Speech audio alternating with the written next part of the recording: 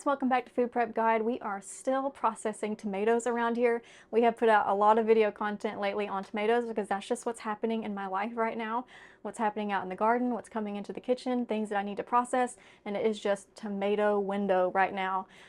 So we have a tomato sauce recipe for you today. Now we have a spaghetti sauce type recipe video that we have already done in the past, and I will link that one down in the description box below, but it's not a roasted tomato sauce. It is just your regular old tomato sauce. I did it in my roaster oven, but I didn't roast them. So this tomato sauce video will be a roasted tomato sauce video.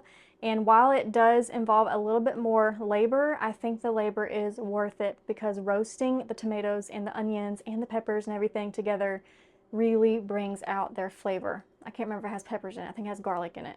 I gotta check my recipe. But it is fantastic. I've already made a batch.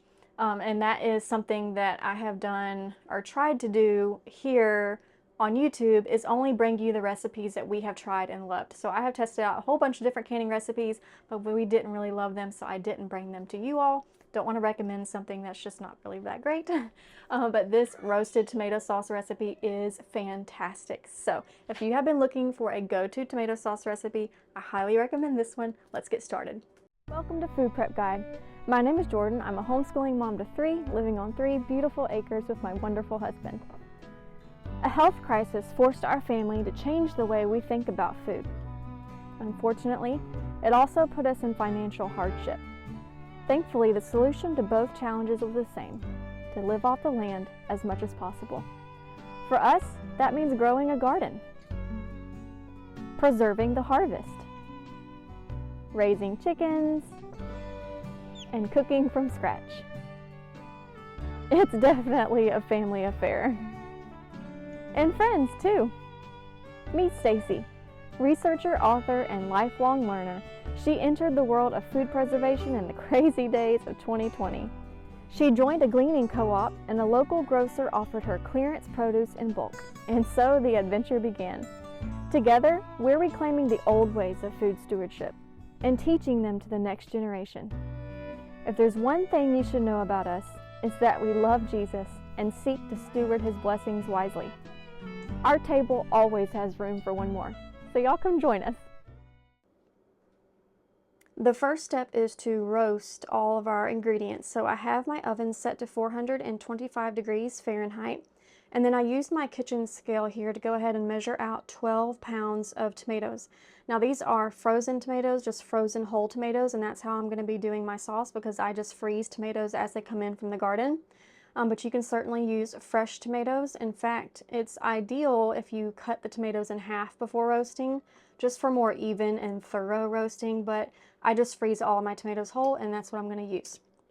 So 12 pounds of these tomatoes, and then all of the other ingredients, I will go through the amounts in a minute as we put them into our roasting pans, but you're going to need balsamic vinegar, olive oil, some onions, some minced garlic, canning salt, and a seasoning mixture that is oregano, basil, and pepper, and those are all dried.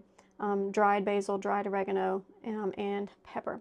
So to get these into roasting pans, because of how many tomatoes that I'm using, I'm going to need to divide everything between 2 different pans, and all the ingredients other than the tomatoes are going to go in the bottom of the pan. So I'm going to use the one measurement that the recipe calls for. For instance, the recipe calls for 1 tablespoon of balsamic vinegar.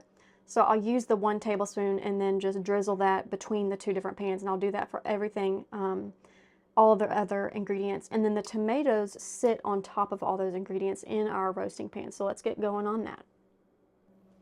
Okay, so we're going to skip over the tomatoes for now, and we're going to start with 1 tablespoon of olive oil. And like I said, I'm just going to try to drizzle that equally between the 2 pans.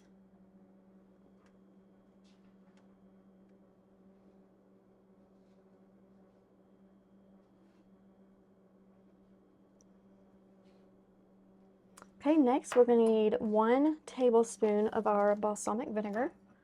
Doesn't matter what brand. This will also be pretty good with red wine vinegar as well.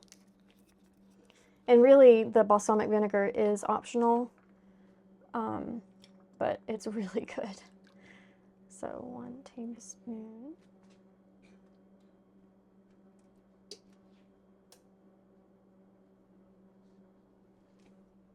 Okay, next is going to be 1.5 cups of chopped onions, which I have here, 1.5 cups of chopped onions. This is all going to get pureed down later when we're actually going and forming the sauce part. So I just very roughly chopped these. So it's all going to get pureed down later anyway. Okay, next is going to be 3 cloves of garlic. I put up my garlic harvest this year. I did it all minced and freeze-dried it all. And so I don't have any of my whole cloves. But what I do is basically 1 clove comes out to about 1 teaspoon minced.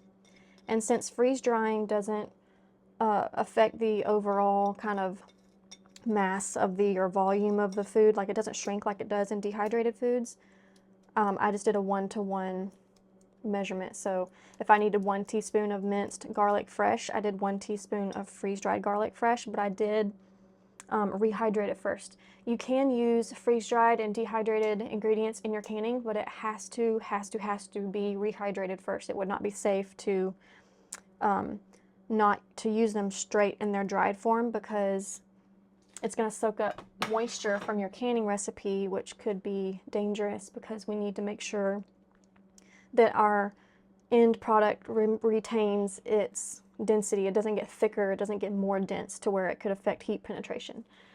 Okay, so next is going to be our canning salt. We need 1 tablespoon of canning salt.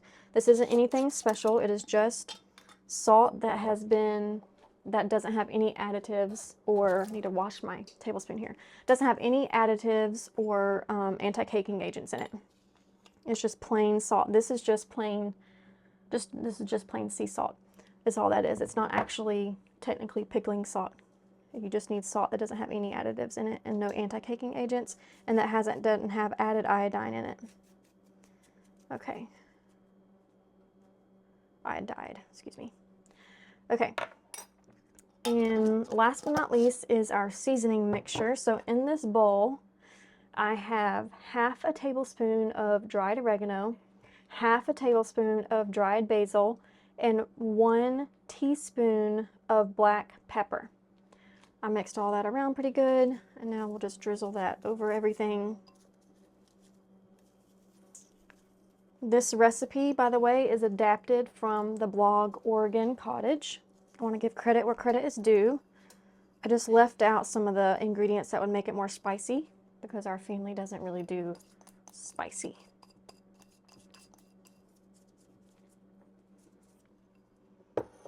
Okay, so that is all of our non-tomato ingredients. So now we're just going to take our frozen tomatoes, or fresh, and just layer them on top of everything. And hopefully I'll be able to fit all 12 pounds between these 2 trays.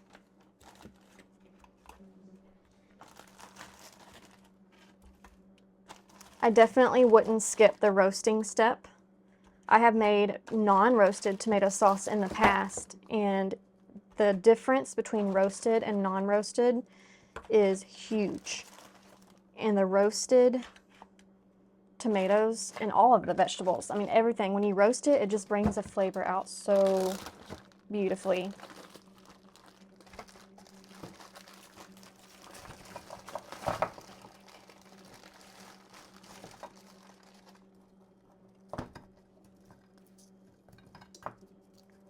Okay, now I'm gonna have to figure out how to squeeze this bag. Oh yeah, that was another thing I wanted to mention. You can use all sorts of different types of tomatoes for this recipe. In fact, I highly recommend doing a blend of all different types. I have slicing tomatoes in here, like these. This is a slicing tomato. I have canning tomatoes, which like this one, this is a San Marzano. And then I have, preheating's done. And then I have our cherry tomatoes. So this is a great way to use up cherry tomatoes too.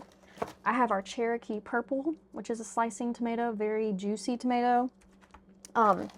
It's just all the flavors put together. As you know, tomatoes taste very unique according to what variety it is. And I find that the best sauce is made up of a whole different bunches of varieties of tomatoes.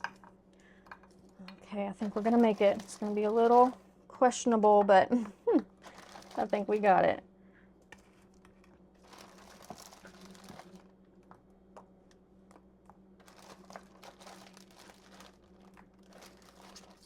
Okay, at this point, we just need to, where am I going to put this big honking guy? Let's see. Oh, okay, here. So at this point, we're just going to roast in our oven for about 40 minutes. Because of how full my trays are, I am going to be keeping an eye on the liquid level because these tomatoes are going to release a lot of juice, a lot of their juices, and I don't want this tray to be overfilled. So what I'm going to do is every probably 10 minutes or so, I'm going to peek and make sure that this juice level isn't about to spill over to the trays. And if it is, I'll just get some oven mitts, take it to the oven, and just very gently drip out as a little juice as possible, because I do want to retain a lot of that juice for the sauce, but it will also be good to go ahead and skim some of it off so that our sauce isn't too runny. Okay, this is going to go into the oven for 40 minutes. Okay, here we are, and let's have a little chat about frozen tomatoes versus regular tomatoes. I wanted to show you this process because I imagine most people who would make this would be using fresh tomatoes. But then I thought, a lot of people might be doing canning tomatoes from their garden and popping them in the freezer. And so there might be just as many people who are going to be using frozen tomatoes. So normally, when I am using frozen tomatoes, what I will do is I will thaw the tomatoes in a strainer basket over a bowl, because I don't want to lose any of that liquid, because we can use that liquid later to make tomato juice. But I would strain those tomatoes and let it just sit in a strainer bowl and let them thaw.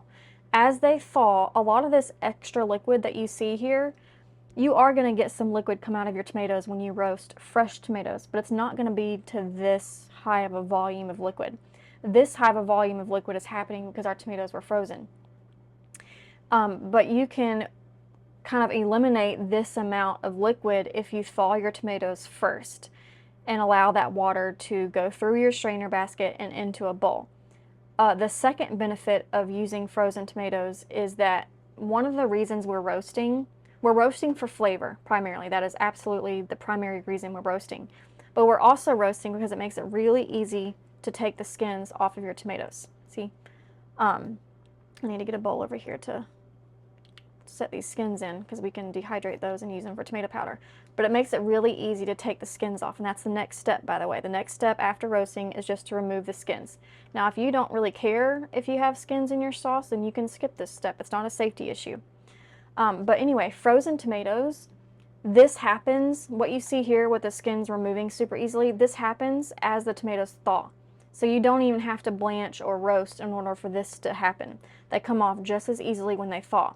So what I would typically do is allow those tomatoes to thaw, peel off all the skins, and then move forward with the roasting. But I wanted to show you this step for people who were going to be using fresh tomatoes. So the next step is to remove the tomato peels. So I'm going to be doing that. And you can see they come off pretty easily. Some of them are a little bit easier than others, but you can usually just kind of pinch and lift up, and it kind of comes off, kind of slips out the bottom there.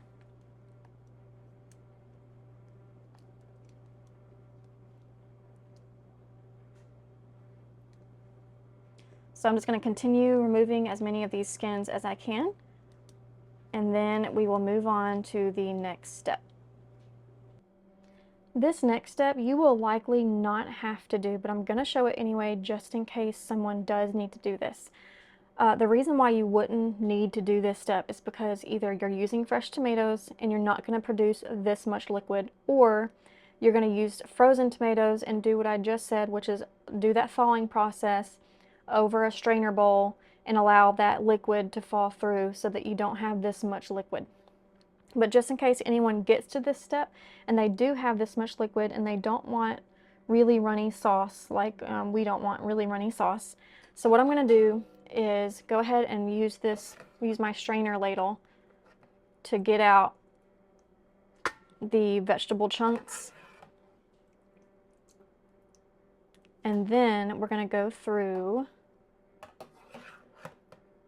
and run the liquid through a strainer basket so that we don't lose a lot of those seasonings, because a lot of the seasonings are in that liquid. And so is the balsamic vinegar, the olive oil, and a lot of the flavor is in that liquid too, so I don't want to lose all of that. We do want some of it. We're just trying to decrease how runny our sauce is going to be. That's what this step is for. But like I said, you might not even have to do this step, but I wanted to show it anyway, just in case.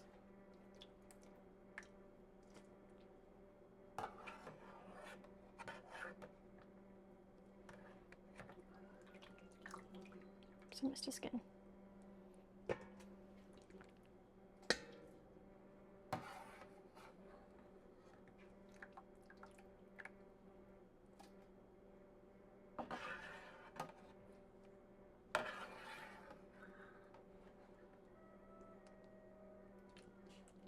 I'm just pinching off any skins I come across.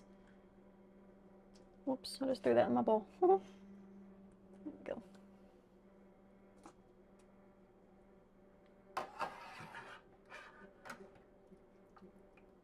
Okay, I don't know how I'm going to do this without making a really big mess. Oops, my camera's falling. Sorry, y'all, I didn't know that.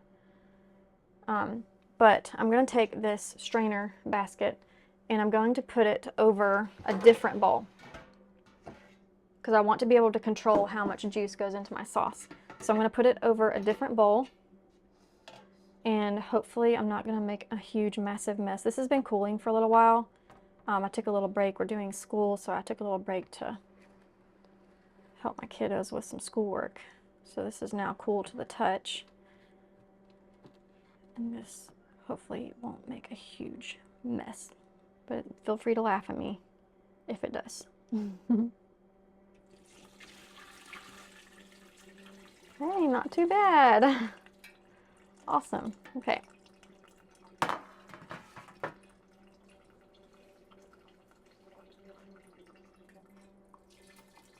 Now, like I said, I don't want all of that juice separated. So I'm going to go ahead and leave what juice is left. You see a lot of our seasonings are in there, a lot of our, oh, sorry y'all, my camera fell again. Okay, a lot of my seasonings are in there, a lot of my onions are in there, and some of that juice is in there too. And that's what we want to go in our pot.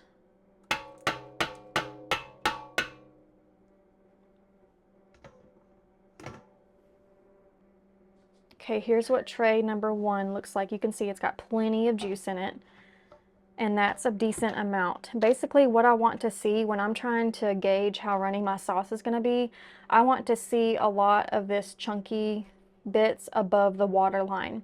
If it is, if the juice is submerging all of this pulp right here, basically, the sauce is going to be too runny. But I have a pretty good mound of pulp here that is not at all in the juice, so I think this is going to be a decent ratio of juice to solids. Let me see around here. Yeah, okay. Yeah, that's good. Okay, so I'm going to do the same thing to the next tray and dump it in this pot as well before we move on to the next step. Okay, I've got both roasting pans of ingredients in here, and now we need to blend them up. I'm going to be using an immersion blender. It is the easiest way, in my opinion, to get this done, but you can certainly do it in batches in a blender or even a food processor if you need to.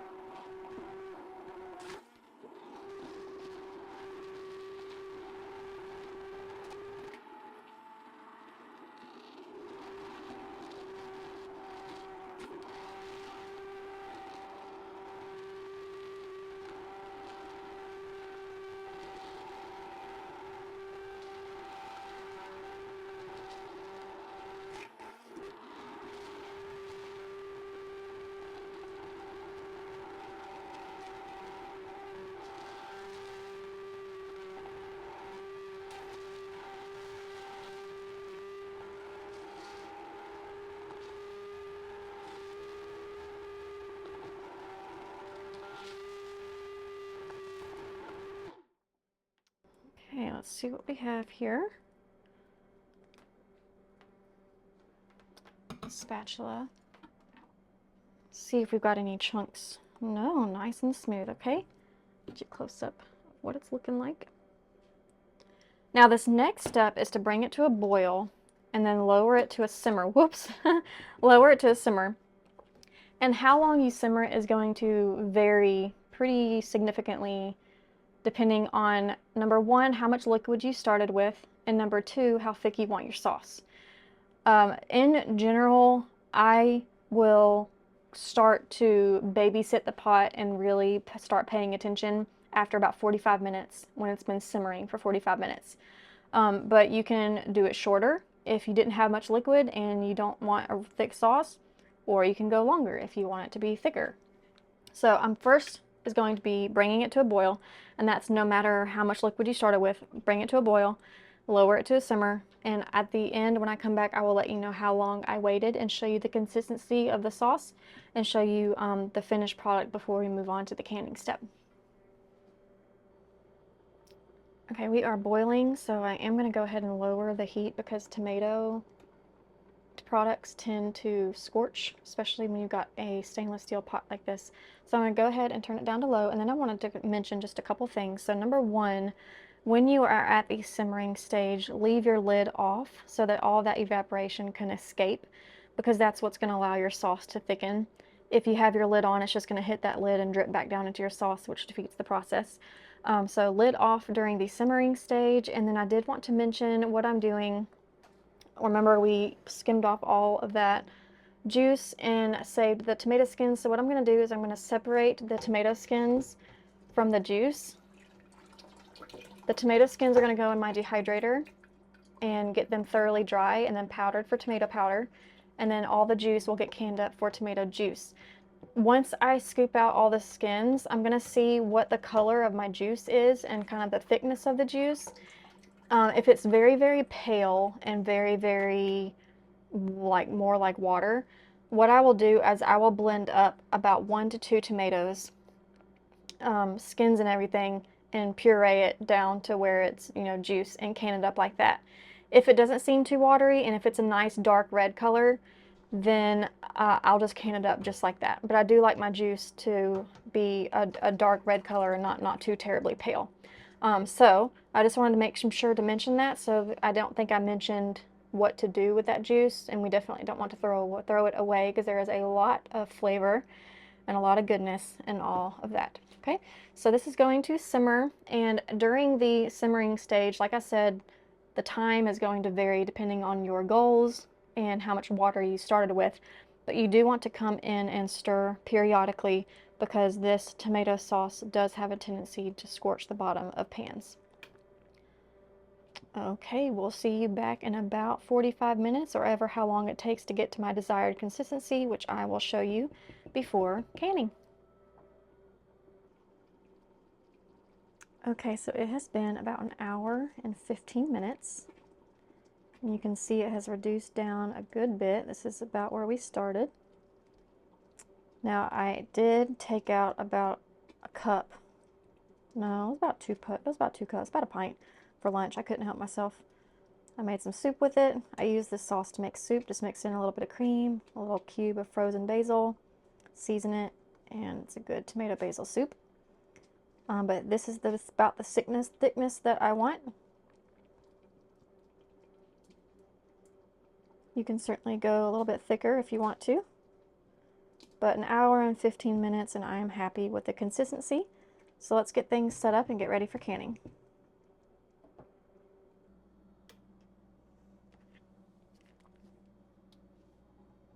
So I am not sure how many half pints I'm going to get of this sauce because I did take out some for lunch today. But you can can this in half pints, pints, or quarts. The processing time will change depending on what size jar you use. But I use this same sauce, or at least a variation of this sauce, for multiple things. I mentioned the soup, and I will use either a half pint or a pint size jar for that, depending on how hungry I am or how many people I'm serving. And I'll just add, like I said, cream and basil and seasonings to that. For these half-pint jars, these are going to be my pizza sauce. And all I add to that is tomato powder. Now you can certainly add tomato paste. That would be probably what most people might have in their pantry, but I use tomato powder in place of tomato paste. And I can just sprinkle the tomato powder into a half pint until it is the thickness that I want for our pizza sauce. Now that adding tomato powder to this sauce does make it a little bitter, so I might add a teaspoon or so of either sugar or baking soda, which kind of helps counteract the bitterness and acidity of the tomato paste. And I might even go ahead and add a little bit more garlic and onion powder to it to make our pizza sauce. And then for our spaghetti sauce, I'll can those in quarts because we need a quart to make a serving of spaghetti for our family of 5. Okay, so it looks like I'm gonna get about one more jar, so let me grab that. Okay.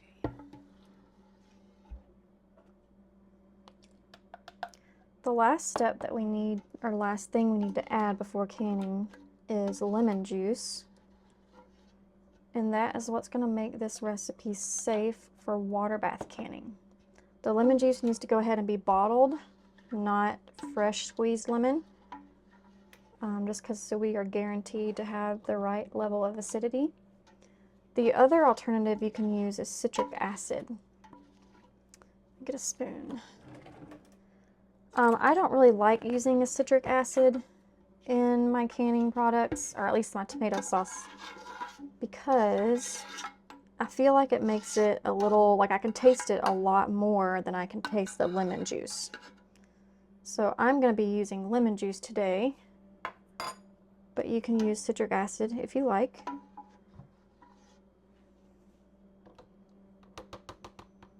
Okay. So we need to be filling our jars to 1/2 inch of headspace. And I am being generous on my headspace with this recipe and doing a little bit more than 1/2 inch, but that's okay. I'm going to go through and look and see if I have any that are just a little bit more filled than others, like this one, before we add our lemon juice. Okay, so the amount of lemon juice that you add is going to depend on what size jar you're using. Since I'm using 1/2 pints for this recipe, I'm going to use 1/2 tablespoon per jar. And then we will mix it in when we do our debubbling. We'll do our debubbling and mixing in at the same time. If you were using pints, you would use 1 tablespoon of lemon juice. And if you're using quarts, you would do 2 tablespoons of lemon juice.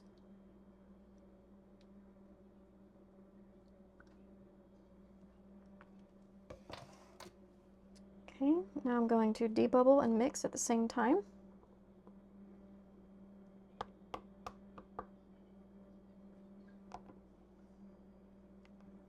And from this point on, we're just going to continue on our normal canning steps.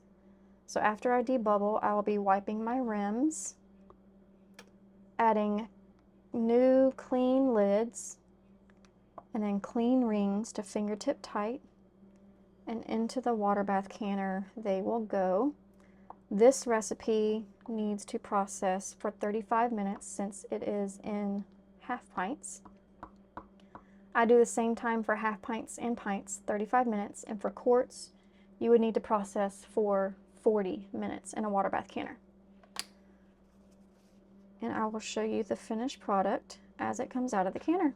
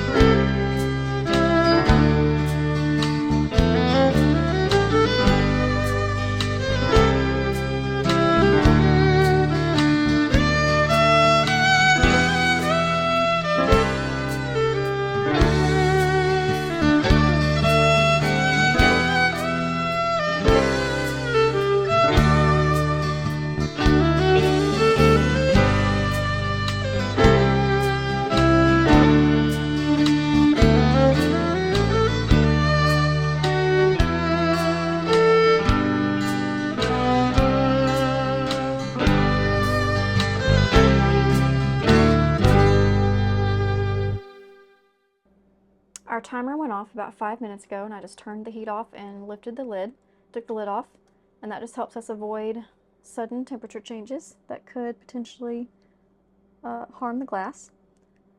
But here is our ½ pint of our roasted tomato sauce. You see some film on these lids, and I did not put vinegar in my water, so that's just hard mineral deposits from my well.